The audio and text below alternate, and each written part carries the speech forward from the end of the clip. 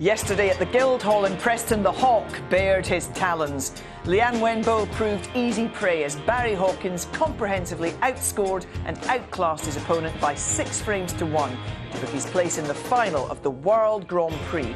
In doing so, he confirmed his status as the favourite to lift the trophy on Sunday. But who will try to clip his wings? Both of tonight's semi-finalists hail from the valleys, one from Happy Valley, Hong Kong, the other from the valleys of South Wales.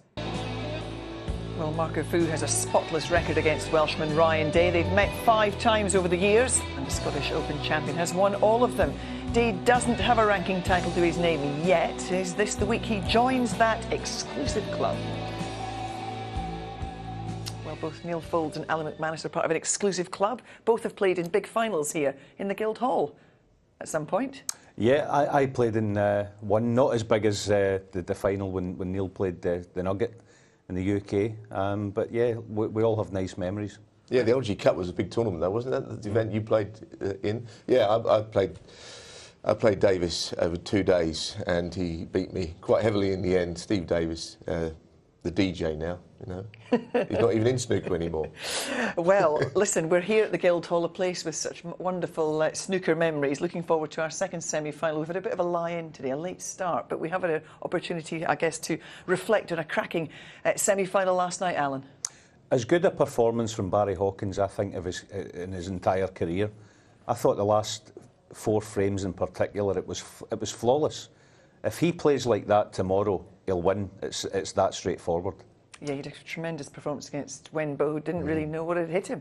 No, and again, Barry, for too long, he's been underrated by so many, and not any of us, by the way, but he's not talked about at the start of the week as someone who's going to win. But you know what he's going to do. He's going to do everything right. He cues well. His cue action is very repetitive. There's not a great deal that seems to go wrong. And to beat him, you've got to play out of your skin, you know, as was the case in the Masters semi-final when Joe Perry somehow beat him. And he hadn't scored a century in this tournament until the semi-final. And then he scored 2, one earlier on in the match and 120 in the last frame. So, I mean, he was clinical, wasn't he? Yeah, I mean, some of the balls he's knocking in. Look at that blue, actually, is as good a shot as we've seen all week. His long game was on, and when he got in, as I say, he just didn't miss.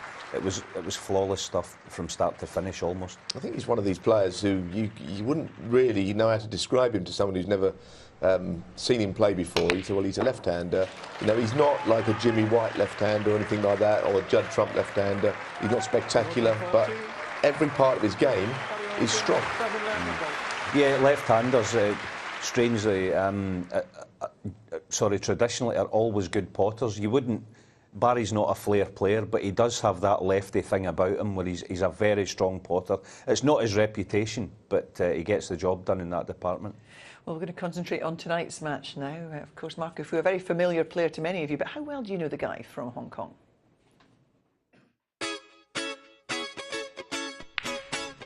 I'm not a big fan of nicknames. I think it devalues the sport, I think, and yeah, just call us the name.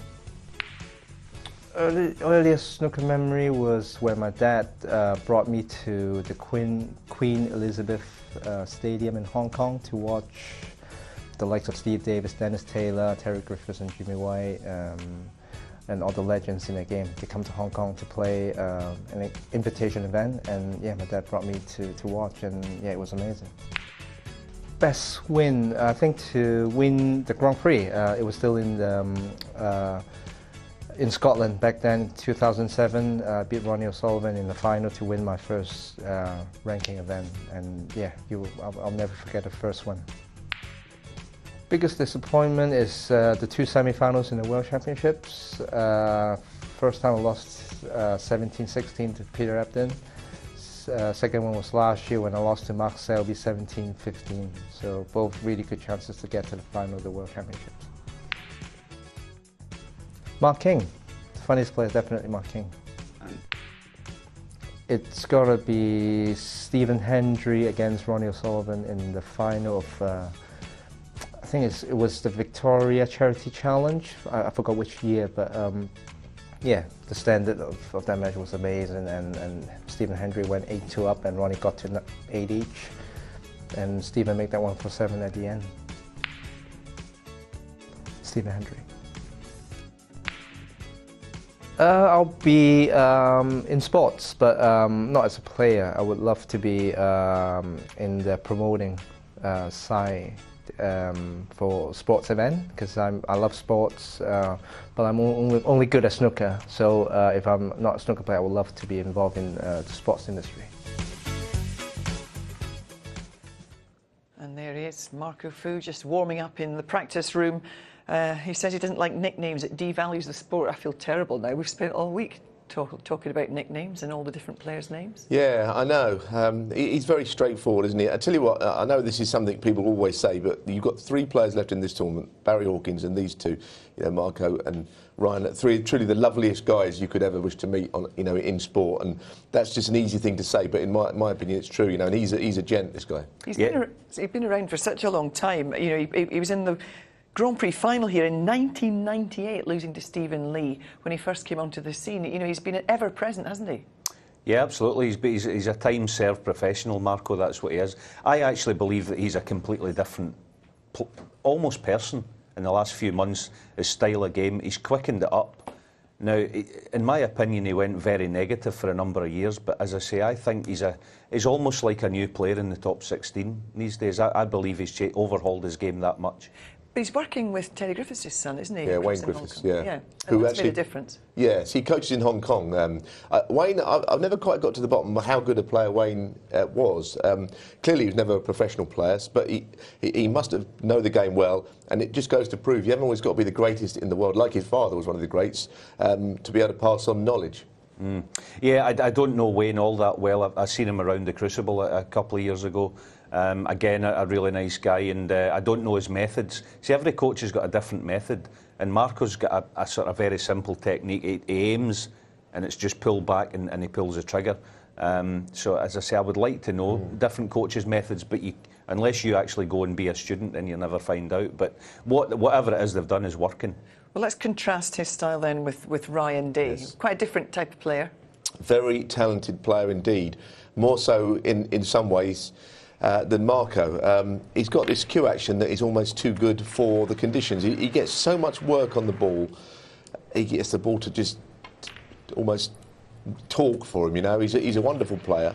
I think his problem is not what he can do, is how he thinks. Yeah, I think, for me, Ryan Day is one of these players that can make the game look ridiculously simple.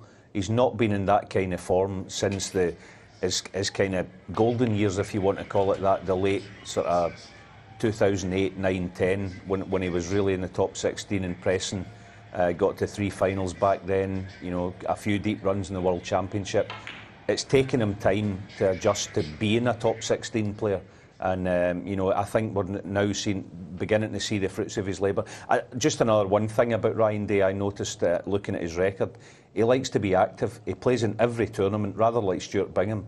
So he likes to play snooker, and he's doing it well right now. Well, he beat Stuart Bingham, Michael White and Shaun Murphy to get to the semi-final, and really had to hold his nerve against Murphy, who began to creep back at him.